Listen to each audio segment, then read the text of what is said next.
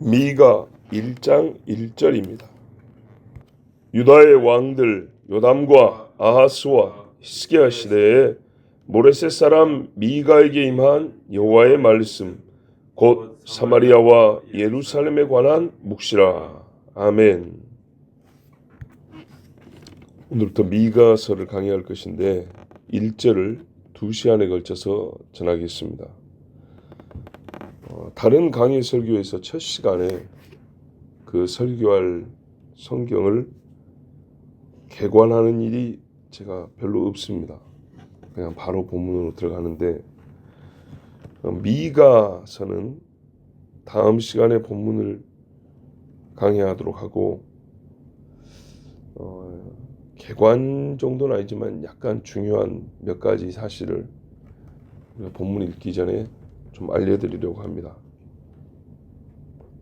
그거는 본문을 읽을 때 도움이 되는 것이고 미가서를 전체적으로 바라보는 관점을 갖는데도 도움이 되는 그런 목적으로 전합니다.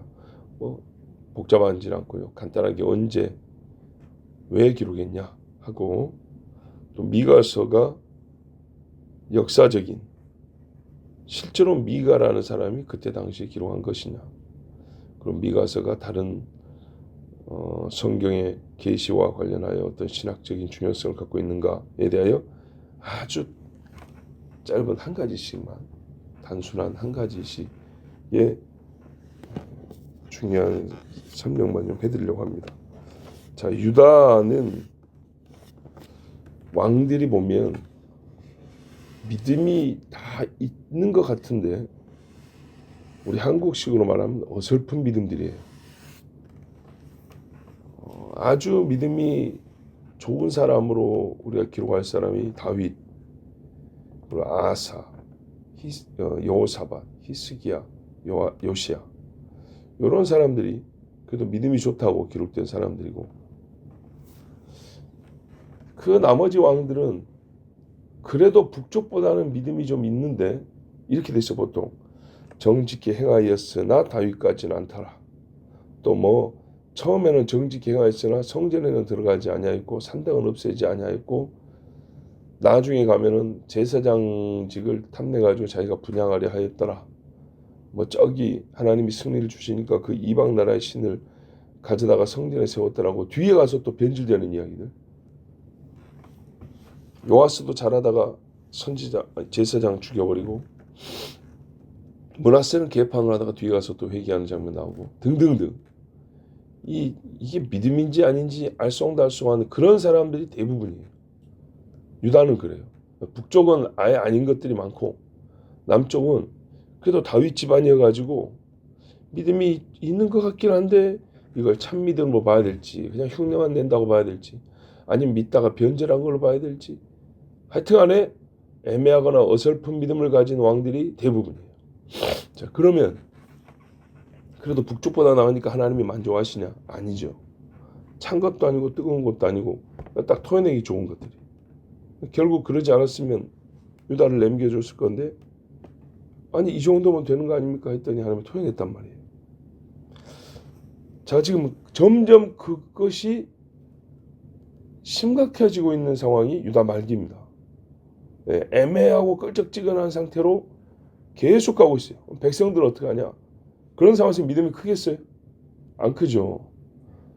목사가 설교하는 게 부담스러울지언정 똑바른 소리를 알아먹을 수 있는 소리를 해야지, 저게 부활을 했다는 건지 부활한 걸로 믿어줘야 된다는 건지 부활했을 수도 있다는 말인지 예수를 어떻게 믿으라는 얘기예요. 자, 그런 상황에서 정말 부활 신앙이 생길 수 있겠어요? 부활했을 수도 있다고 하면 반은 했다고 믿고 반은 안 했다고 믿고 50%는 얻은 거 아니에요?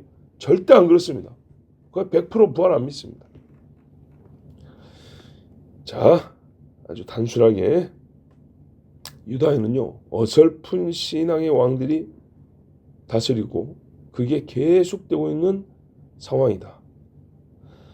예를 들어 보세요. 요담, 아하스, 히스기야 시대까지. 그러면 그 이전에 이게 쌓인 상황이에요. 그 이전에 우시야, 아사랴, 아마샤, 계속 쌓여갖고 있는 상황이에요. 이때에 하나님이 미가를 불렀다는 겁니다. 그러니까 북쪽은 어땠냐? 히스기야 때 망합니다. 그럼 여기 보세요. 요담, 아하스, 히스기야니까 망하기 직전이죠. 북쪽은 곧 있으면 끝나는 데예요. 그러니까 사마리아와 예루살렘, 보통 북쪽을 전문으로 외치는 선지자가 있고 남쪽을 전담한 선지자들이 있는데 미가는요 둘 다 외치는 사람이에요. 대단하죠. 그럴 수밖에 없었던 게 북쪽은 지금 망하기 일보 직전이고 남쪽은 그걸 보고도 깨닫지 못해서 계속 그 뒤를 따라가고 있는 중이고. 그러면 이때 미가가 부르심을 받았으면 뭘 외쳤겠습니까? 회개하라죠. 회개하라. 하나님이 회개하라고 하는 것은 최종 결론이지만 회개하라에 이르기 위하여 하실 말씀이 있어요. 죄를 드러냅니다. 하나씩 하나씩 꼬집어내고 고발합니다. 너희는 이런 죄를 지었고 이리 하였고 이렇게 주를 괴롭게 하였고 이렇게 범죄하였고 하나씩 하지. 자, 이거 듣는 소리 기분 좋을까요? 안 좋겠죠. 우리 히브리서에 보면 이런 말이 있어요. 톱으로 켜는 것과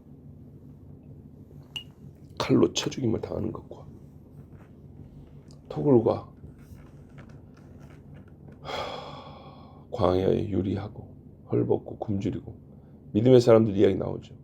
다 구약 사람들이란 말이에요. 우리가 순교하면 사도들만 생각해요. 다 순교했다더라. 요한 빼고. 얼마나 끔찍하게 순교당했냐면 이러고 저러고 얘기하는데 맞아요. 여러분 선지자가 순교당했다는 말은 사실 잘 안 하더라고요. 사도의 수가 많아요? 선지자의 수가 많아요? 공식적으로 보면 선지자의 수가 훨씬 많습니다. 그죠? 사도에 더하여 사도적 역할을 한 사람 수는 많지만 구약도 마찬가지죠. 선지자적 역할을 한 사람 많죠. 예를 들면 엘리사 때 선지자의 생도 무리가 있었는데 그렇게 생각하면 선지자 수 엄청 많습니다. 공식적으로 나온 선지자들의 수만 세도 수십 명. 그들 중에 몇 명이 순교당한지 아세요? 예를 들면 이사야가 어떻게 죽은지 아세요? 들리는 소리 하면 이사야는 나무 속에 갇혀가지고 나무로 둘러싸고 톱질을 썰어 주겠다 그랬어요.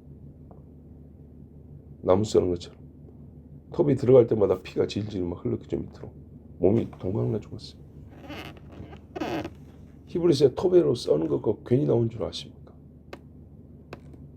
인물들은 다 구약 인물들 해놓고 그 고난은 다 신약 인물들의 고난이라고 생각하면 큰 착각입니다.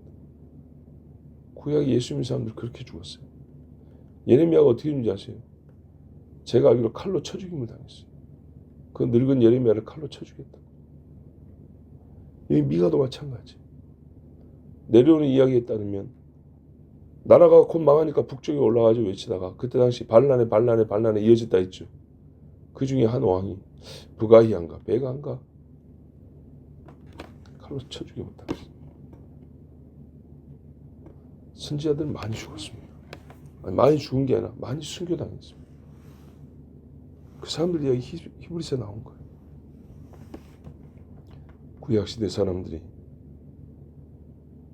아무렇게나 믿고 그때는 믿음도 분명하지 않은데 그 사람들도 죽어서 천국 갔을까? 그런 이상한 생각하지 말고 본인 믿음이나 잘 챙겨야 됩니다. 신약시대에 산 게 뭔 대수라고 사실은 죄도 훨씬 더 많이 짓고 계시는 더 많은데도 믿지도 않고 죄책이 훨씬 커요. 가장 어려운 시기에 사역하기 힘든 그 시기에 선지자들이 많이 일어났어요. 이게 역설적이지만 그러니까 선지자가 필요했던 거예요. 어두우니까. 하나님이 어두운 사람들 그대로 죽으라고 하면 안 보낼 건데 내 종을 죽여서라도 너희들을 살리겠다고. 예수님도 궁극적 선지자 아닙니까? 네? 자기 아들 죽여서라도 우리 살리겠다고 우리 보내셨잖아요. 하나님이 곧 심판한다. 세상 듣기 싫은 소리죠. 너희 죄인들아 너희 장래를 아느냐? 너희의 자녀들은 고아가 될 것이고 너희의 부인들은 과부가 될 것이고 또 너희 자녀들은 다른 나라의 종이 되어서 죽지 못해 살 것이고 땅은 황폐하고 성전은 허물어지고 계속 이런 소리 하는데 귀가 열린 죄인 같으면 회개하고 돌아오지만 대부분의 죄인들이 어떻게 했어요? 분노한다 그랬어요. 예수님도 말씀하니까 분노하잖아요. 사람들이. 사도 바울이 설교하니까 분노하잖아요. 베드로가 설교하니까 분노한다고요. 이게 예나 지금이나 똑같은 인간의 반응이에요. 하나님 가인한테 네 동생 어디냐 그랬어요. 한마디로 죄에 대한 이야기죠. 죄를 꺼진 거. 제가 제 동생 감시하고 감동하는 사람입니까? 말하는 꼬락서니 보세요. 하나님은 그 전에도 죄가 네 눈앞에 있다고 어떤 면에서 하나님이 선지자의 역할을 해주셨어요. 사람이 없으니까 그때. 그랬더니 가만히 있고 안색이 변하여 울그락불그하더니 결국에는 동생을 쳐 죽여버렸어요. 가인의 자손인데 뭐가 다르겠습니까? 다 잘했다고. 교만기가 얼굴에 가득해서 사람 얼굴도 보면요. 겸손할 줄 아는 사람의 얼굴이 있고요. 교만기가 가득한 얼굴이 있어요. 교만기가 가득한 사람도 웃으면 예뻐요. 겸손한 사람도 화내면 보기 싫어요. 근데 기본형으로 깔려있는 바탕이 왜? 마음은 쉽게 바뀌지 않거든요. 악한 사람도 코미디 보면 웃을 줄 알아요. 그때 마음은 즐겁거든요. 그 즐거움을 나타내는 얼굴이 있다니까. 근데 평시에 기본형으로 사람이 깔고 있는 게 있어요. 다른 사람 볼 때도 평시에 얼굴 표정이 이러면 마음이 항상 그런 식으로 다른 사람 태도를 보는 거예요. 잘해도 그렇게, 잘못해도 그렇게. 그런 사람 얼굴이 그렇게 깔려 있어요. 기본적으로 하나님을 향하여 이렇게 교만하고 대적하는 심보를 가진 게 인간인데 수십 년 동안 아니면 몇 년 동안 그것도 집요하게 찾아와서 죄를 남들도 감히 이 땅의 재판관들도 말 안 하는 소리를 선지자 솔직히 보통 민간이 아니 민간이. 저기들이 제사장이 뭐예요? 다 농사짓다가 양치다가 와가지고 어디서 건방지게 왕들 앞에 와가지고 막 도시 광장에 서가지고 외치고 막 성문 앞에 서가지고 왕이야 하고 외치고 뭐 하는 거예요? 그죠? 얼마나 눈꼴 사납게 보였겠어요. 거기다가 나라가 망한다니. 아니 내가 다스린 이 나라가 망하고 없어진다니. 화가 나겠죠. 그래서 많이 죽였어요. 백성을 돌아오게 하기 위하여 한 것인데. 자, 이렇게 이제 백성을 돌아오기 위해 하는 이야기가 무서운 심판의 이야기만 있느냐? 아니에요. 우리에게는 하나님이 그 후에도 구원이 약속되어 있다라는 메시지를 대부분 선지자는 놓치지 않고 얘기해 줬어요. 그런데 이제 그게 한편 또 무서운 거예요. 보세요. 심판하면은 대표적으로 예루살렘이 망한다거든요. 이 나라가 무너진다. 하나님이 신 예루살렘 성과 성전이 다 무너진다. 그러면 여러분 포함 안 될 인간이 어디 있겠어요? 하나님이 성전까지 허물어버리고 불질러버린다는데 우리 사람 중에 성전이 없어지는데 살아남을 인간이 어디 있겠어요? 그렇죠? 예외가 없어요. 그러나 또 이 땅을 위하여 성전보다 귀한 이 메시아를 보내주신다고 했다고. 이 약속을 해요. 그런데 여기서도 두 가지 의미가 있죠. 메시아가 오지만 그 메시아가 남은 자는 구원하고 여전히 회개하지 않는 자에게는 더 무서운 심판이 되는 거예요. 자, 그러니까 이 사람들이 들을 때 아까도 말한 대로 귀 있고 듣는 자는 복이고 듣지 않는 자는 들을수록 화가 쌓이는 겁니다. 하나님의 진노가 쌓이는 거예요. 자, 이 두 가지 회개, 너희 죄를 드러내고 하나님께 회개하고 돌아와라. 그래야만 너희 장래가 이래 될 것이다. 그렇지 않으면 너희 장래가 이렇게 될 것이다. 이게 사실 선지자들의 주요 메시지인데 그 돌아오라에 뭐가 있으면 돌아온다는 게 뭐죠? 마음을 낮추고 회개하라. 고백하라. 엔드 뭐냐? 여호와 율법 지키라 합니다. 지키라. 항상 지키라. 그리고 이미 드린 말씀에 포함되어 있지만은 역사적인 신빙성과 신학적 중요성을 알 수 있는 대표적인 두 가지 사건이 있어요. 미가가 예루살렘에 심판을 선고한단 말이에요. 제사장이나 당시 유대인들에게는 최고로 화가 날 만한 이야기죠. 요 이야기에 대해서 이게 진짜냐? 무슨 말이냐면 선지서를 읽으면 꼭 믿음 없는 신학자하고 그 믿음 없는 신학자를 잘 배운 역시 성경을 믿지 않는 목회자들이 뭐라고 설교하냐면 예언을 부정합니다. 그래서 장래에 있을 일이라고 예언된 것은 그 일을 겪고 난 다음에 사후에 예언의 형식을 빌려서 기록했다. 끝난 다음에 마치 미리 알고 있었던 것처럼 그렇게 썼다는 거예요. 믿음이 대단하죠. 예? 나는 그런 믿음이 대단하다고 봐요. 와, 그따구로 믿으면서 어떻게 하나님을 믿는다고 설교를 하고 가르칠 수 있는지. 하나님이 뭐 사람만 또 못하네. 예?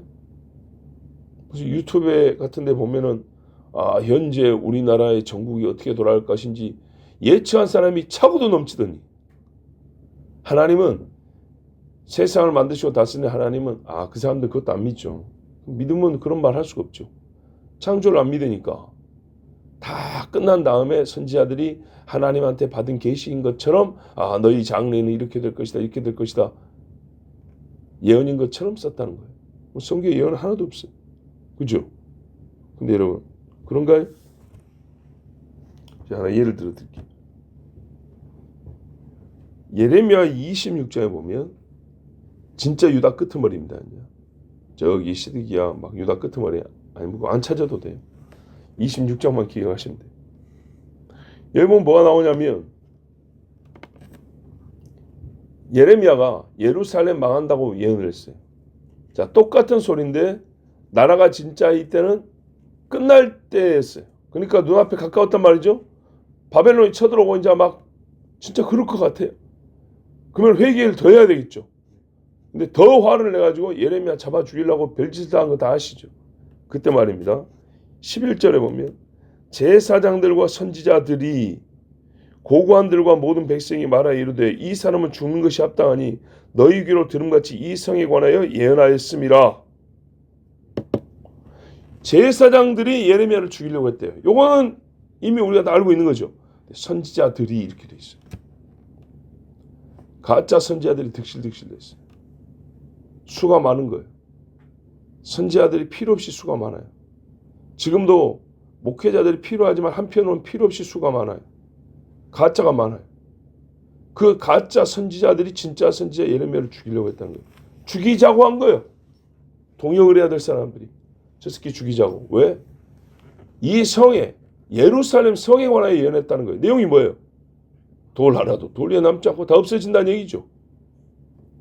선지자들이 뭐냐면 선지자는 자고로 성도들에게 희망적인 얘기를 해줘야지. 설교는 좀 기분 좋게 해야지. 좀 은혜가 되는 이야기를 해야지. 맨날 뭐 망하니 죽니 심판하니 죄를 뭐 막 고백하라 회개하라고 뭐 그런 소리만 뭐 교회 다니는 재미가 있겠어? 이런다고. 옛날 선지자들이 똑같은 소리였어요. 선지자는 고통당하는 백성들을 위로해주고 하나님이 옛날에 말씀하신 약속을 우리 세대에 그걸 받아 누릴 수 있도록 희망적인 얘기를 해야지. 이 백성이 망한다고 그럼 되겠어? 저 새끼 저 예레미야처럼 때려 죽여야 된다고. 선지자들이 죽이자 그랬어요. 그때 말입니다. 그 뒤에 읽어보면 고발한 내용이 나와요. 예레미야가 어떻게 설교했는지.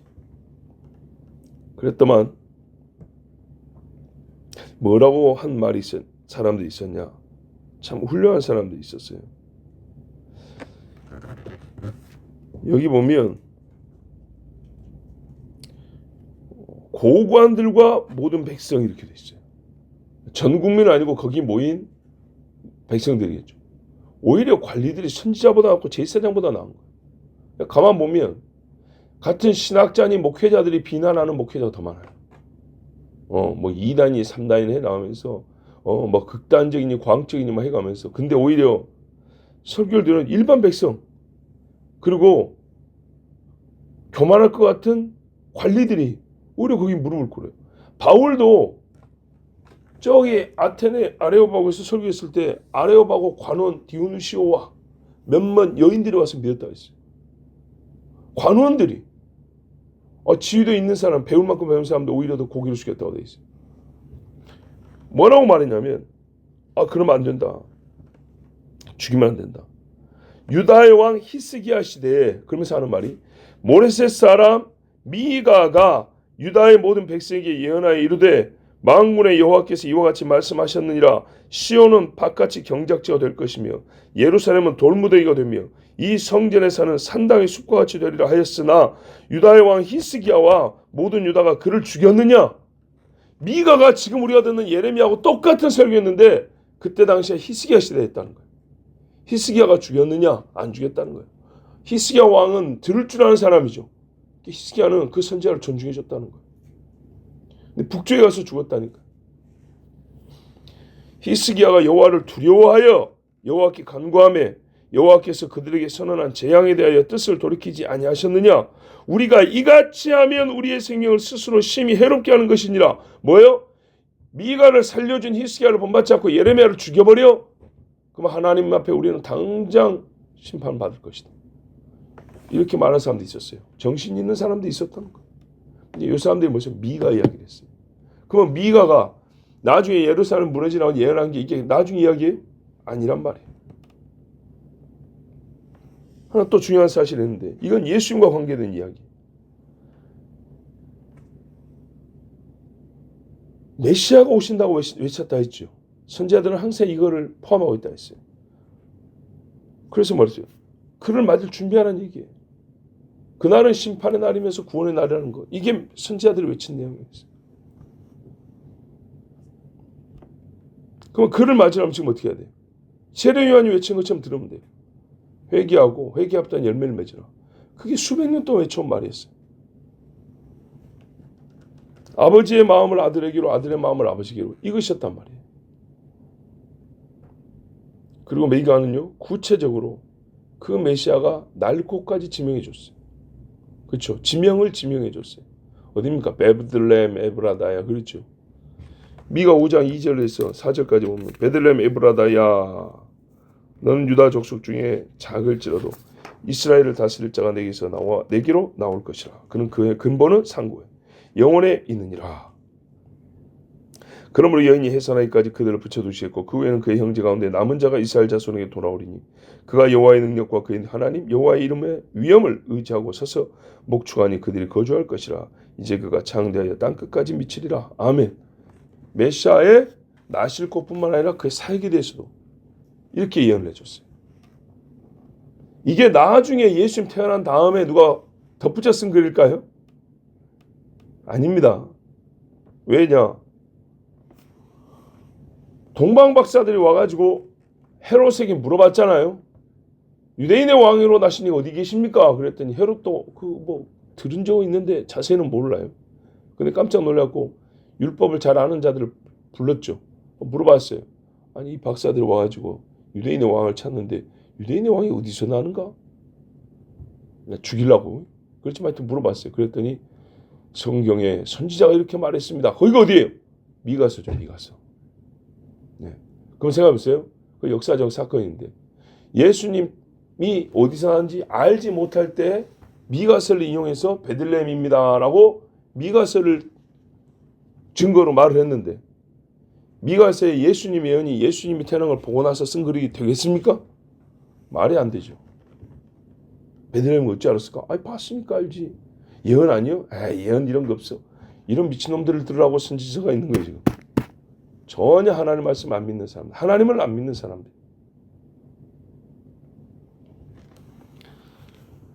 예수님이 늘 하신 말씀을 기억하세요. 모세와 선지자와 시편에 나를 가리켜 기록한 것 이랬어요. 선지자의 글에. 선지자의 글.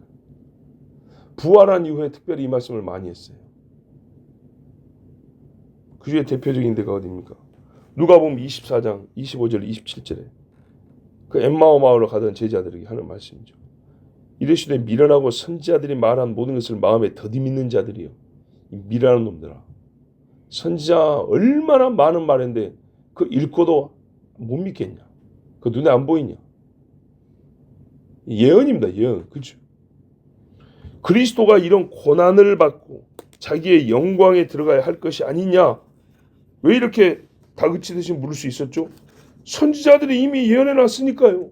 안식일마다 회당에서 읽어 제끼더니 막상 선지자가 말한 대로 예수님이 오셔도 안 믿고, 사역에도 안 믿고, 죽어도 안 믿고, 부활해도 안 믿고. 근데 우리 주님 뭐라 했어요? 그 부자에게 아니다. 모세와 선지자들이 있으니까 죽은 사람들이지만 근데 글이 있다는 거예요. 뭐 죽은 나사로가 살아가면 믿고 이런 거 없다. 믿을 사람은 성경 보고 믿는다 그 말이에요. 자기의 영광에 들어가야 할 것이 아니냐 하시고, 이에 모세와 모든 선지자의 글로 시작하여 모든 성경에 쓴 바 자기에 관한 것을 자세히 설명하십니다. 자세히 설명하기에 남을 정도의 말씀이 기록되어 있어요. 저기 에디오피아 내시도 가는데 뭔 성경 읽었죠? 이사야. 양피디가 이막 한 술에 싣고 왔어요. 얼마나 무겁습니까? 자기 있는 돈 다 털어갖고 실어간 거예요. 사가지고. 이거를 읽고 있는데 뭐라 했어요? 선지자가 말하는 것이 누구를 가리킴이뇨? 선지자가 누군가를 지금 가리켜서 말하고 있다는 거예요. 자기를 가리킴이뇨? 다른 사람을 가리킴이뇨? 그래서 빌립이 같이 타가지고 뭐라 했어요? 그 길로부터 시작하여, 이사야의 글로부터 시작하여 예수에 관하여 자세히 가르친다. 그래서 내용이 뭐예요? 나중에 가르치고 나니까 예수가 하나님의 아들이심을 믿느뇨? 이랬어요. 내가 예수가 하나님의 아들이심을 믿음에, 이 육으로 목수의 아들인데 하나님의 아들을 믿냐고? 믿는다니까. 어떻게? 이사야를 보니까 그렇네. 보세요. 자세히 합니다. 그래서 그 자리에서 세례받지 않았습니까? 부족합니까? 안 부족하다니까요. 자세히 설명할 수 있어요. 그래서 제가 늘 하는 말이, 사도들은 구약 성경을 본문으로 놓고 예수를 설교했다고. 구약을 읽고 예수님의 전 생애를, 예수님의 전 정체를 설교하는데 아무 부족이 없다고요. 근데 거기에 신약 성경까지 있으니 차고도 넘치죠. 내 잔이 넘치나이다. 자, 이토록 미련하고 선지자들이 말한 모든 것을 마음에 더디 믿는 자들이 그때도 있었고 지금은 더 많고, 그때 선지자의 말을 비웃던 자들이 지금은 하나님의 말씀을 사람의 말씀보다 못하게 취급합니다. 비웃는 정도 아니에요. 뭐 누가 썼니, 누가 쓰지 않았니, 여기서부터 여기까지는 누가 썼고, 여기서부터 여기까지는 무슨 학파가 썼고, 무슨 신학적 입장을 가진 사람이 썼고, 별짓을 다 하고 있어요. 진짜 하나님의 말씀을 읽고 믿는 것이 아니라 취급하고 있어요. 취급. 자기 직업 밥그릇을 챙기기 위해서 신학자임에 목회자임에 하면서 교인들을 영업 대상으로 삼고 취급을 하고 있어요. 물건 취급하듯이 성경 취급. 여러분, 그러므로 지금이야말로 이스라엘이 망하기 직전이고 유다의 죄가 쌓여갈 때처럼 하나님의 말씀을 이 죄인들의 귀에 들려줄 종도 필요하고, 또 그때 들려졌던 말씀이 지금 다시 들려져야 되지 않겠습니까? 누가 여호와 같은가? 이게 미가입니다. 누가 여호와와 같은가? 이스라엘 사람들이 하나님 아닌 다른 것을 세워가지고 나라가 망하기까지 하나님 아닌 것을 하나님 자리에 앉혀놓고 섬겼어요. 그 끝이 다 왔어요. 여러분, 우리 종말에도 있잖아요. 사단이 짐승 적그리스도를 세우고 하는 말이, 누가 이 짐승과 같은가? 이렇게 말했어요. 감히 하나님을 흉내냈어요. 거의 같은 시대입니다. 이 마지막은 저 지독합니다. 그러니 지금이야말로 이 질문을 던져야 되고 여기에 대한 대답을 이끌어야 되지 않겠습니까? 누가 여호와와 같은가? 아무도 없습니다. 그래야 되는 거예요. 아무도 없습니다. 그러면 여호와의 말씀밖에 들을 것 없습니다. 다른 건 들을 것이 없고 하나님 말씀만 듣겠습니다. 이래야 되겠죠. 그래요. 이 땅에 하나님과 같은 이가 없음을 알려주고, 그 누구도 하나님과 겨룰 수 없다는 것을 깨닫게 하고, 그의 의에 감히 가까이 설 적 없음을 듣게 해줘야 합니다. 하나님의 이름이 잊혀져 갈 때 바로 지금이야말로 주 하나님의 이름을 크게 듣게 해야 할 때가 아니냐 이 말입니다. 그래서 우리는 미가서를 읽습니다. 여러분 정말 이 시간 동안에 하나님 미가의 심령을 주시옵소서. 우리가 선지자의 심령 얘기할 때 꼭 엘리야만 얘기하더라고. 훌륭한 선지자이 맞지만 이제 엘리사가 엘리야의 심령을 주옵소서 하는 이제 그런 말을 썼기 때문에 우리가 따라 쓰는 건데, 그 외에도 여러분 우리가 그 영성을 본받고 하나님이 우리에게 그대로 부어주시기를 구해야 될 참 훌륭한 선지자들이 많습니다. 그중에 이 시대에 던져야 될 질문을 이름으로 갖고 있는 사람, 누가 여호와와 같은가? 이게 이름이에요. 이름. 미가야 있죠. 또 아합 중에서 미가야, 그 동명이라고 보면 돼요. 그 야를 뺀 축약형이 미가입니다. 야와 누가 같으냐? 야, 여호와 하나님을 부르는 말입니다. 아합에게도 물었어요. 가장 어리석고 악한 왕, 누가 여호와와 같은가? 하나님이 미가야 선지자를 보내서 아합 당신은 죽습니다 그랬어요. 이제 진짜 이스라엘이 망하고 유다가 망해가는 때 하나님이 백성이 묻습니다. 누가 나 여호와와 같으냐? 거기에 없습니다 하면 사는 거고,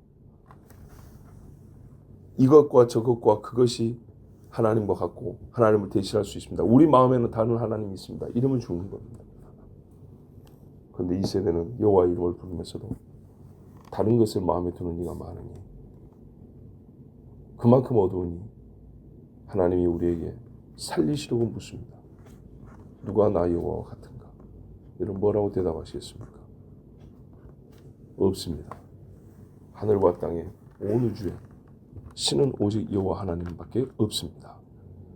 그렇게 고백하십시오. 미가의 심령을 우리에게 부어주시옵소서. 기도하면서 우리 함께 앞으로 미가를 통해 주신 하나님의 말씀을 듣도록 하겠습니다. 기도하겠습니다. 하나님 아버지 감사합니다. 오늘도 우리를 사랑하셔서 우리로 하여금 다시 선지자의 증거한 말에 귀를 열어 하나님의 음성을 듣게 하시고, 가장 어두울 때 정말 누구보다도 그 땅을 밝혔던 선지자의 음성을 통하여 이 어두운 때에 빛의 사람으로 살게 하여 주심을 감사합니다. 누가 여호와와 같습니까? 없습니다. 오직 여호와만 여호와이십니다. 하나님만 하나님이십니다. 주여 우리가 이 분명한 대답을 갖고 살게 하옵시고, 그래서 이 시대에 어리석은 자가 되지 말고 사람이 자칭 지혜롭다 할 때 참 지혜자로 우리가 서 있게 하옵시고, 사람이 만든 전깃불이 심히 밝아도 그 얼굴과 마음은 가장 어두운 이때 우리의 심령의 빛을 가지고 살아가는 하나님의 백성들 되게 하여 주시옵소서. 미가에게 주셨던 영감을 우리에게도 부어 주시옵소서. 예수 그리스도의 이름으로 기도하옵나이다. 아멘.